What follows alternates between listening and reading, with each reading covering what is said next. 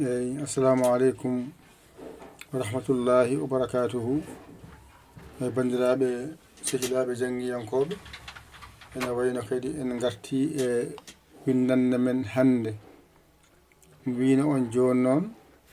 en natani rendinde tawno ken dendinoɓe en ƴeewa tan hunde nafoorema ndewen ɗo jangiren ɗum. Bismillah, ay ɗo henne joni so mbaɗi dani henne garen ɗo mbaɗen ni ha keɓen ko foti ni wona gacceten ɗo on sa sen gari e nder ɗo binden ɗon a on yi aade at ta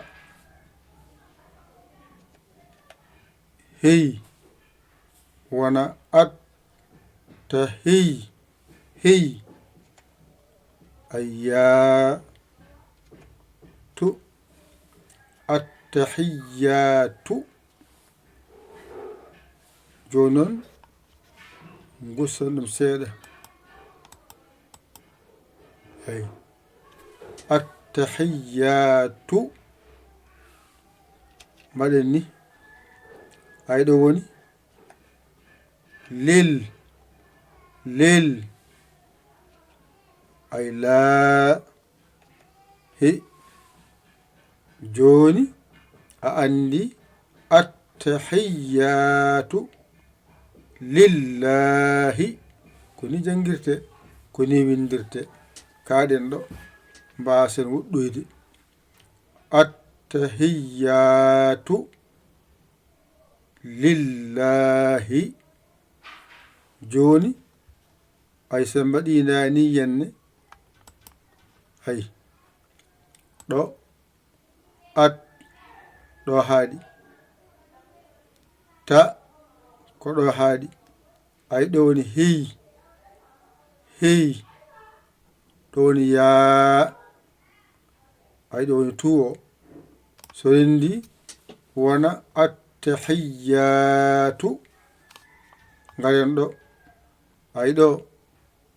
mbiya lil ɗo mbiya laa ɗo mbiya hi wona lillahi ɗo woni attahiyatu ɗo haaɗi ɗo woni lillahi.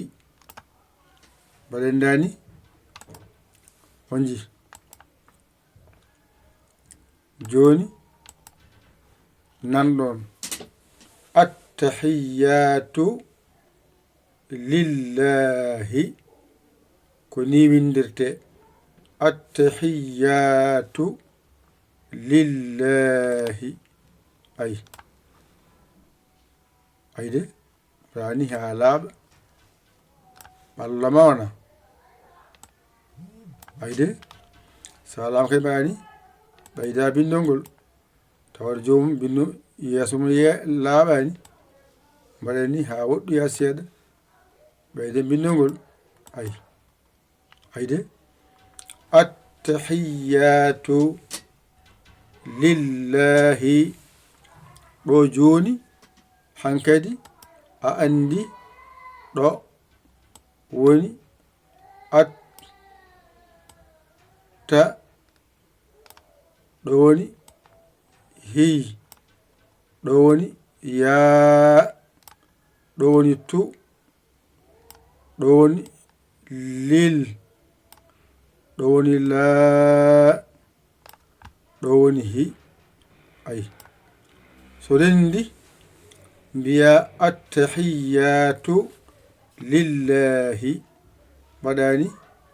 momta ɗum ɗo ha laaɓa. Joni mbaɗani at ɗo haaɗi ta nani so rendi wona atta at e ta wona atta ay ɗo woni hey ɗo woni yaa ɗo woni tuwo so rendi mbiyata ko attahiyatu attahiyatu hay ɗo woni lil lil lil ɗo woni laa ɗo woni hi wona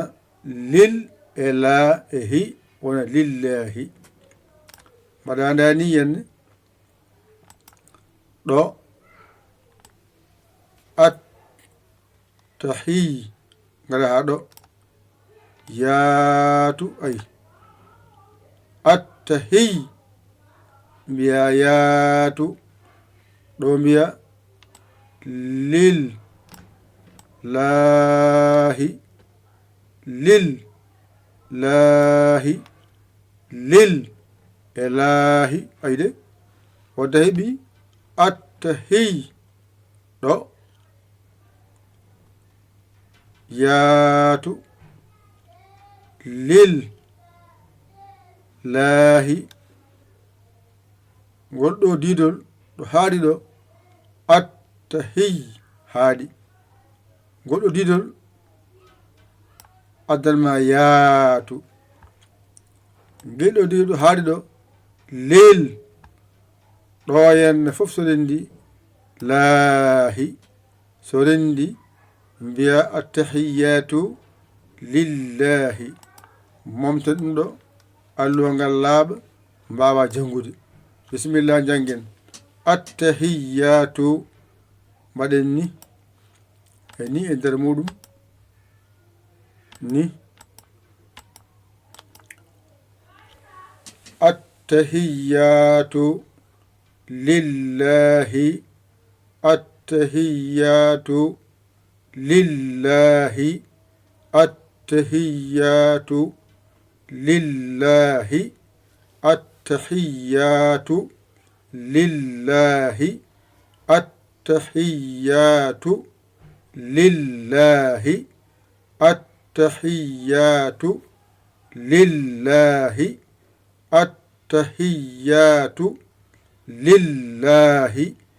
attahiyatu lillahi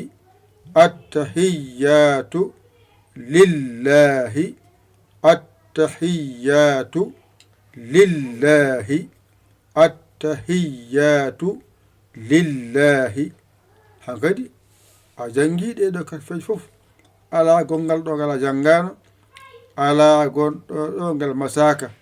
wadde addirago ha mbawa rendinde ko ɗo gandata ko jangannoɗa ko ɗiggi walla ɗiggani ƴette kuɗi mon e karneji mon mbañito ɗon jangon ɗigga jangon ɗigga jangon ɗigga mbason yawde ɗum ɗo ko ni jareten kalde pinɗa a rokke seeɗa seeɗa so ɓooyi tan heewa mbatta jangande hoorema ɗo joni a wawi andude holno attahiyatu lillahi windirte attahiyatu lillahi no windirte hankadi a andi ɗum a faami ɗum joni an jiɗɗo jeeyede heno bisimilla ma mbatta ko 00 221 77 906 14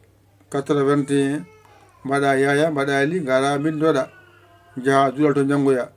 yo Allah wallu kadi yo Allah newnu kadi yo Allah reen yo Allah mo gondiɗo